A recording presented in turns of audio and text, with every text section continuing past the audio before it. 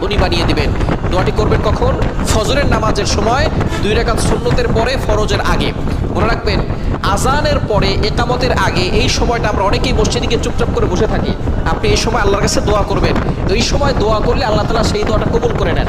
আর দোয়া লা ইউরাদ্দু বাইনাল আযানি ওয়াল ইকামা, তিরমিজি শরীফের হাদিস, আবু দাউদ শরীফের হাদিস।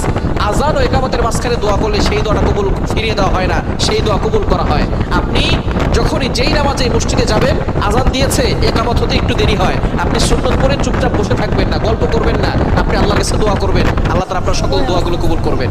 ফজরের সুন্নতের পরে আপনি ফরজের আগে মধ্যবর্তী সময় আপনি সুন্নত ঘরেও পড়তে পারেন। আজান দিয়েছে, আপনি একটু আগে উঠবেন, তাহাজ্জুদ নামাজ পড়বেন, অথবা আপনি তাহাজ্জুদ নামাজ পড়ে সুন্নত আজান দেওয়ার সাথে সাথে সুন্নতটা ঘরে পড়বেন। ঘরে পড়ে মসজিদ যদি কাছে হয় তাহলে ঘরে বসে আমল করতে পারবেন, অথবা আপনি চলতে ফিরতে আপনি আমলটা করতে পারবেন। দোয়াটি হচ্ছে লা ইলাহা ইল্লাল্লাহুল মালিকুল হাক্কুল মুবিন। এই দোয়াটা যদি আপনি পড়তে পারেন